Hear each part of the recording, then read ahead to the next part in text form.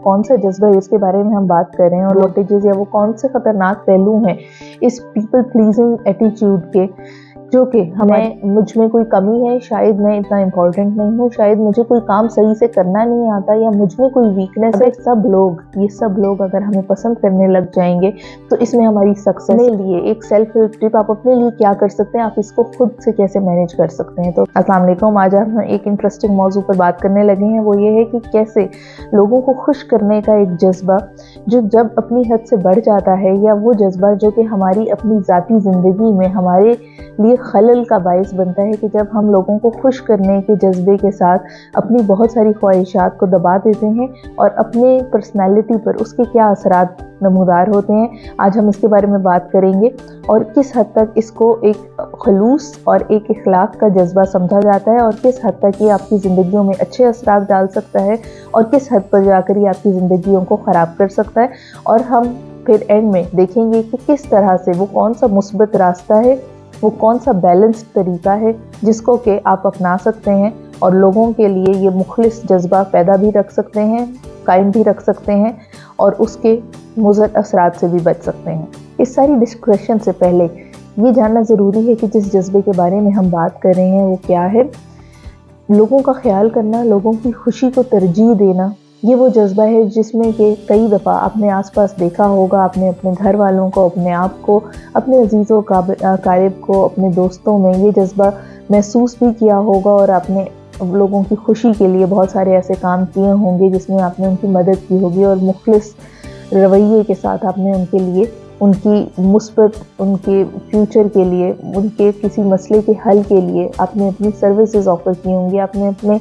अपने resources offer किए होंगे, और उसके बाद आपने बहुत बेहतर महसूस किया होगा। अभी तक हमने इस रवैये के बारे में जो बात की है वो है एक पहलू जो कि है नहायत ही मुखलिस पहलू, जिसमें कि आप एंजॉय करते हैं, आपको खुद खुशी हासिल होती है कि जब आप किसी की मदद करते हैं। अब इसी के बरक्स हम दूसरे पहलू की तरफ आते हैं। एक है वो जज्बा कि जो कि लोगों की खुशी, यानी कि पीपल प्लीजिंग एटीट्यूड,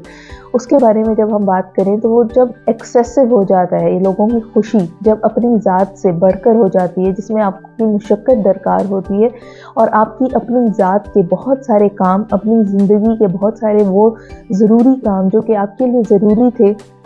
अपनी ज़ात का ख्याल रखना, अपनी फ़िज़िकल मेंटल हेल्थ केयर को बरकरार रखना, अपनी फ़िज़िकल रिसोर्सेज को बरकरार रखना, लेकिन उससे हटकर जब आपने अपने इन रिसोर्सेज के सेक्रीफाइस करके लोगों की खुशी को तरजीह देते हुए उनकी मदद की होगी, तो उस मदद के बाद आपने कई दफ़ा थकावट भी महसूस की होगी, और उस थकावट को रिकवर करने का शायद आपको मौका भी मिल गया होगा। और अगर आपको उस थकावट को, उस लेथार्जी को, उस थकन को, या उसमें होने वाला जो भी आपको कॉस्ट पे करनी पड़ी है अपनी फ़िज़िकल रिसोर्सेज की या मेंटल रिसोर्सेज की, अगर आपको रिकवर करने का टाइम मिल गया है तो आपने रिकवरी कर ली होगी, और आप अगली दफ़ा उसी तरह से पूरी तरह से फ्रेश, रिफ्रेश्ड और एनर्जी में तैयार होंगे किसी और की मदद करने के लिए, इसी मुखलिस जज्बे के साथ। लेकिन उसके बरअक्स कई दफ़ा हम अपनी ज़ात से निकल कर इतना नेक्स्ट और बिग स्टेप ले लेते हैं कि हम मुसलसल इस तगो-दौ में लगे रहते हैं कि कभी एक बंदे को खुश करना है, कभी दूसरे बंदे को खुश करना है, और जब ये ज़िंदगी में ये तगो-दौ लगी रहती है तो कई दफ़ा ये तगो-दौ बर्न आउट की सिचुएशन क्रिएट करती है, जिसमें हम अपनी बॉडी के सारे रिसोर्सेज को लूज़ कर देते हैं, और आहिस्ता आहिस्ता अपनी उदासी, अकेलापन, ये सब महसूस करना शुरू कर देते हैं, जब हम यकतरफा तौर पर इस मुखलिस जज्बे को बग़ैर इसकी एहतियाती तदाबीर के प्रैक्टिस कर रहे होते हैं अपनी ज़िंदगी में। अगर हम थोड़ा सा डिटेल में इसके डिसएडवांटेजेस के बारे में बात करें तो वो कौन से डिसएडवांटेजेस या वो कौन से ख़तरनाक पहलू हैं इस पीपल प्लीजिंग एटीट्यूड के, जो कि हमारी ज़िंदगी में खलल डाल सकते हैं। इसमें सबसे पहला ये है कि हमारा सेल्फ सेक्रीफाइस हो जाता है, हमारी पर्सनालिटी सेक्रीफाइस हो जाती है, हमारी सेल्फ केयर सेक्रीफाइस हो जाती है। जैसा कि किसी वक्त आपको अपने लिए कुछ वक्त दरकार था जिसमें आपने अपने कुछ मामलात को ख़त्म करना था, लेकिन उसी वक्त में अगर आपके किसी दोस्त ने आपसे फेवर मांगी और आपने उसके लिए अवेलेबल थे, क्योंकि आप चाहते थे कि वो इस परेशानी में से निकले, और आपने अपनी परेशानी को पीछे करते हुए, जो उस वक्त आपके लिए भी उसी तरह से ज़रूरी थी, लेकिन आपने उसको सेकेंडरी रखते हुए अपने दोस्त की परेशानी को हल किया, ये एक हद तक मुखलिस है, जो कि हम पहले पहलू देख चुके हैं। लेकिन अब हम जिस बारे में बात कर रहे हैं वो ये है कि आप कॉन्स्टेंटली जब एक टग ऑफ वॉर में कि एक दोस्त का एक फेवर किया, उसके बाद दूसरा कोई और आपका करीबी कोई दोस्त अहबाब में कोई और आपसे कोई और रिक्वेस्ट करता है, इसमें क्या होता है कि सारा दिन आप एक एक्टिविटी में लगे रहे। उस सारे दिन की जो आपने अपने लिए प्लानिंग की थी, अगर आपने अपने लिए कोई 5 टास्क जो कि बहुत ज़रूरी थे, उन 5 टास्क के अलावा छोटे छोटे टास्क थे जिनको कि आप आराम से सेक्रीफाइस कर सकते थे, लेकिन वो 5 टास्क आपने उस दिन में ख़त्म करने थे, चाहे वो कोई डेडलाइन थी, चाहे वो कोई असाइनमेंट थी, चाहे वो कोई वर्क रिलेटेड टास्क था, या वो कोई भी फैमिली रिलेटेड टास्क था, लेकिन आपने उसको डिले किया सिर्फ इस वजह से कि किसी और को आपकी मदद की ज़रूरत थी। और ये साइकिल चलता रहा दिन में, और आपके वो 5 काम जो कि निहायत ही ज़रूरी थी, जो उसी दिन होना ज़रूरी थे, और आप वो उनको नहीं कर पाए, तो इसका जो सेटबैक है वो आप खुद एक्सपीरियंस करेंगे। और आप सोच सकते होंगे, क्योंकि ये आप एक्सपीरियंस शायद कर चुके हों, अगर कि आप इस पीपल प्लीजिंग के एटीट्यूड को काफ़ी अरसे से देखते आ रहे हैं, अपने दोस्त अहबाब में या खुद में महसूस करते हैं कि इसका बुरा असर क्या पड़ा होगा, कि इससे बर्नआउट, थकावट,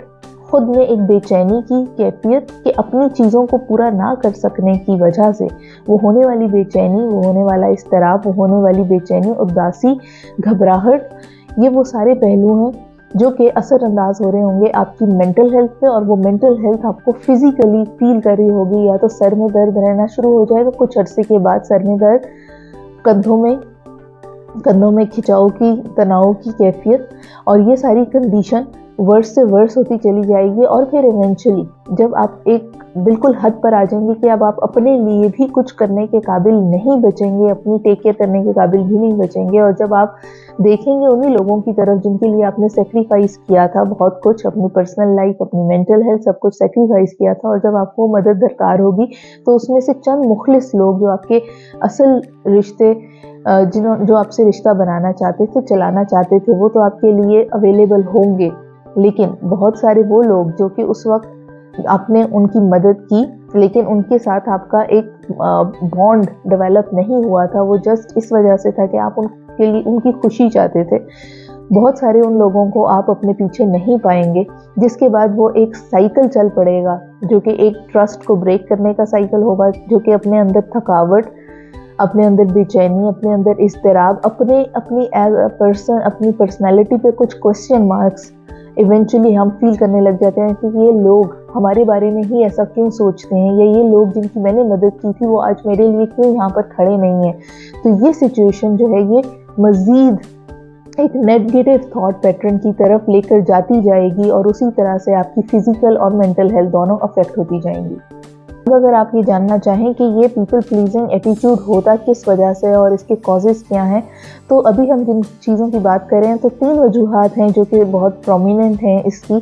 कि जिसमें कि हम चाहते हैं कि दूसरों की खुशी को हम तरजीह दे रहे होते हैं। एक ये होता है कि हम अपने रिजेक्शन को अवॉइड करना चाहते हैं कि कोई भी हमें किसी भी एनवायरनमेंट में रिजेक्ट ना करे। तो जब अगर आपने ये रवैया देखा है किसी में भी या अपने अंदर कि कोई भी किसी भी सिचुएशन में हमें अगर रिजेक्ट करेगा तो उसका कोई बहुत ही बुरा मतलब है, चाहे उसका मतलब ये हो सकता है कि शायद मुझ में कोई कमी है, शायद मैं इतना इम्पोर्टेंट नहीं हूँ, शायद मुझे कोई काम सही से करना नहीं आता, या मुझ में कोई वीकनेस है। अगर मुझे किसी ने रिजेक्ट कर दिया, या किसी ने मुझे इग्नोर कर दिया, या किसी ने मुझे एक्सेप्टेंस ना दी, तो उसका मतलब ये होगा कि आई एम अ फेलियर। इस तरह का कोई भी जज्बा कई दफ़ा हमारे ज़हनी ख़यालात जो कि हमारे सरफेस लेवल पर नहीं आते, वो हमारे लाशऊर में होते हैं, और ये वाले बिलीव्स हमारे लाशऊर में कई दफ़ा बैठे होते हैं, जो अपेरेंटली ये नज़र आता है कि नहीं हम मुखलिस हैं और हम लोगों की मदद हर तौर पर कर सकते हैं और करना चाहते हैं, चाहे कि उसमें हमें अपना सेल्फ सेक्रीफाइस ही क्यों ना करना पड़े। लेकिन उसमें जो चीज़ लाशऊर में काम कर रही होती है, जो प्रोग्रामिंग लाशऊर में कई दफ़ा काम कर रही होती है, वो ये होती है कि हमें अगर किसी ने रिजेक्ट कर दिया तो वो शायद हमारे लिए नाकाबिले बर्दाश्त हो। साथ ही जो दूसरा पहलू है वो ये है कि लोगों में पसंदीदगी को बढ़ाना, अपने बारे में लोगों में पसंदीदगी का जज्बे को देखना, वो जज्बा भी हमें एक तरह की खुशी और इत्मीनान दे रहा होता है, लेकिन वो होता है टेम्परेरी, और उसमें ऐसा हमारा जहन ऐसा मैसेज हमें दे रहा होता है कि अगर ये सब लोग अगर हमें पसंद करने लग जाएंगे तो इसमें हमारी सक्सेस है और इसमें हमारी अचीवमेंट है। तो इस वांट और इस नीड, कब ये वांट नीड में बदल जाती है, कब ये काविश आपकी नीड में, ज़रूरत में बदल जाती है, ये हमारे लाशऊरी तौर पे हमें कई दफ़ा अंदाज़ा नहीं होता। और कई दफ़ा पीछे बैक ऑफ द माइंड ये सोच चल रही होती है कि हमें सब में एक्सेप्टेंस चाहिए, सब लोगों को हमें पसंद करना चाहिए। और तीसरा पहलू इसका ये होता है कि कई दफ़ा उन लोगों में जिनमें लो सेल्फ एस्टीम को देखा जाता है, जिनमें अपने अंदर अपनी काबिलियत पे उतना यकीन नहीं होता, क्योंकि काबिलियत तो हर एक के अंदर होती है, बस वो उसको परखने में शायद कुछ situations, environments, memories, childhood experiences, ज़िंदगी में गुजरी हुई एनवायरनमेंट, आसपास की सराउंडिंग, शायद वो हमारे थॉट पैटर्न को अफेक्ट कर देती है और हमें ये यकीन दिला देती है कि शायद हम बिल्कुल वर्थलेस हैं, आपकी सेल्फ एस्टीम को गिरा देती है। और जब आपकी सेल्फ एस्टीम को वो गिरा देती है तो उसको इम्प्रूव करने के लिए यही एक हल नज़र आता है कि जितने लोग मेरी तारीफ़ करेंगे, तो वो जितने लोग भी ये बात कहेंगे कि ये बहुत मुखलिस है, ये लोगों के लिए हर वक्त खड़ा रहता है, तो ये एक हमारी अच्छाई जब बयान होगी तो फिर हमें पता चलेगा कि हम कुछ बेहतर काम कर रहे हैं और हम अच्छे हैं। हमें अपनी ज़ात में एक एश्योरेंस और एक सर्टिफिकेट मिलेगा अगर बाकी लोग ये एश्योर करवाएंगे। तो ये भी हमारे लाशऊरी तौर पे ये 3 मामलात हैं जिनकी वजह से लोग पीपल प्लीजिंग की तरफ चले जाते हैं, और वो लाशऊरी तौर पर ऐसा हो रहा होता है। एपरेंटली उनको ऐसा ही लगता है कि हम अपना हर तरह का सेल्फ सेक्रीफाइस करके मुखलिस तौर पर लोगों की मदद करते हैं, लेकिन वो मुखलिस तौर पर मदद करना आपके अपने लिए बहुत ज़्यादा प्रॉब्लम क्रिएट कर रहा होता है। आपके अपनी बहुत सारे बिलीफ सिस्टम की वजह से वो एग्जिस्ट कर रहा होता है, क्योंकि इसका अफेक्ट और इसका कंसिक्वेंस हम जैसे कि डिस्कस कर चुके हैं कि इसके कंसिक्वेंसेस इतने सीरियस और डिसेबलिंग हैं कि इवेंचुअली आपका अपनी लाइफ में इंतहाई मेंटल हेल्थ के बहुत सारे प्रॉब्लम्स का शिकार होना और अपने रवैयों की वजह से अपने रिश्तों में एक तको-दो की कैफियत महसूस करने का वक्त आप एक्सपीरियंस कर सकते हैं, अगर कि ये जज्बा अपनी हद से ज़्यादा होगा। अब आखिर में हम बात करते हैं कि ये सारी जो हमने डिस्कशन की है, पीपल प्लीजिंग, लोगों को खुश करने का जज्बा, अब इसमें आप अपने लिए एक सेल्फ हेल्प टिप आप अपने लिए क्या कर सकते हैं, आप इसको खुद से कैसे मैनेज कर सकते हैं। तो अगर हम इसके बारे में बात करें तो हमें हेल्दी बाउंड्रीज़ के बारे में सोचना चाहिए। हेल्दी बाउंड्रीज़ ऐसी होंगी जैसे कि एक फ़िज़िकल बाउंड्री होती है, जैसे आपका घर का अहाता है, वो एक फ़िज़िकल बाउंड्री है जिसमें कि कोई और बाहर से नहीं आता, क्योंकि उन्हें पता है कि ये आपकी फ़िज़िकल स्पेस है। इसी तरह घर के अंदर जैसे डिफरेंट कमरे होते हैं, डिफरेंट रूम्स होते हैं, हर घर वाले का एक अपना कमरा एलोकेटेड होता है। एक घर वाला जब दूसरे के कमरे में जाता है तो उनको पता होता है कि वो किसी और की फ़िज़िकल स्पेस में या फ़िज़िकल बाउंड्री के अंदर एंटर हो रहे हैं। इसी तरह से हमारी कुछ इमोशनल बाउंड्रीज़ भी होती हैं, और इन इमोशनल बाउंड्रीज़ का, इन साइकोलॉजिकल बाउंड्रीज़ का बनाना इतना ही ज़रूरी है जितना कि इस तरह की फ़िज़िकल बाउंड्री का। क्योंकि अगर ये फ़िज़िकल बाउंड्री नहीं होगी तो जिसका दिल करेगा वो आपके घर की विसिनिटी में एंटर हो सकता है, और जिसका दिल करेगा वो निकल कर जा सकता है। और इसी तरह से चीज़ों का, जैसे कि आप सोच सकते हैं कि यूज़ और मिसयूज़ हो सकता है, उसी तरह से अगर आपकी इमोशनल और फिज़िकल और साइकोलॉजिकल बाउंड्रीज़ नहीं होंगी तो उसी तरह से लोग आकर आपकी इमोशनल बाउंड्रीज़ में उसको यूज़ करके, कंज्यूम करके उसी तरह से उसको लीव कर सकते हैं, जैसे कि आपकी फ़िज़िकल स्पेस ना होने की वजह से। तो इसमें हेल्दी बाउंड्रीज़ का होना इंतहाई ज़रूरी है। अब वो हेल्दी बाउंड्रीज़ कैसे बनाई जाए, हम इसको मज़ीद डिटेल में नेक्स्ट सेशन और नेक्स्ट वीडियो में भी डिस्कस करेंगे। इसमें शॉर्टली एक चीज़ का बस ध्यान आपको रखना होगा कि वो चीज़ें जिसमें कि आपको किसी को भी मना करना या ना कहना बहुत मुश्किल महसूस होता है,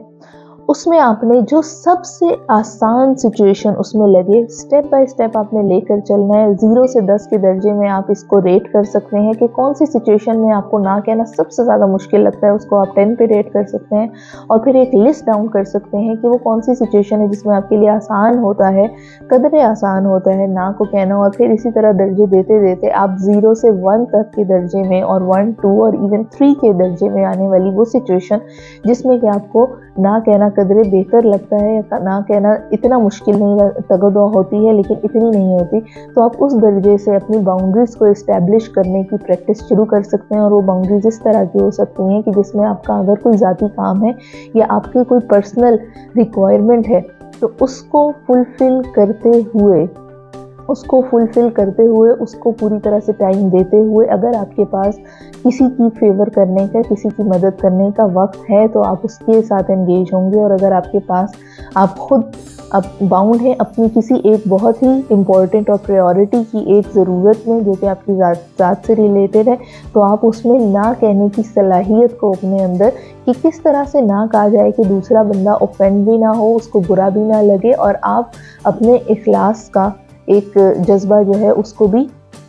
पूरी तरह से एक्सपीरियंस भी कर सकें और उसको कम्युनिकेट भी कर सकें कि उस रिश्ते में जो आपको ज़रूरत था कि वो आप उनके साथ खड़े होना चाहते थे, लेकिन इस वक्त जो आपकी अपनी मजबूरी है आप उसको किस तरह से उसको सामने लाते हुए उसको शेयर करते हुए, क्योंकि अगर कि आप किसी के लिए इतने मुखलिस हैं तो डेफिनेटली वो रिश्ता आपके लिए भी उतना ही मुखलिस होगा। और अगर वो वाकई मुखलिस रिश्ता है तो अगर वो आप उनकी परेशानी को समझ रहे हैं तो वो उस वक्त आपकी रिक्वायरमेंट और आपकी परेशानी को समझते हुए वो आपको भी ज़रूर वो स्पेस देंगे जो कि इस वक्त आपको रिक्वायर्ड है। इसी के साथ आज की वीडियो का टॉपिक ख़त्म करते हैं। इसके ऊपर मज़ीद डिस्कशन करेंगे। आप लोग भी अपनी मर्ज़ी के टॉपिक्स के बारे में हमसे पूछ सकते हैं, हमें बता सकते हैं और रिक्वेस्ट कर सकते हैं हमारे फेसबुक पेज पे, इंस्टाग्राम पे,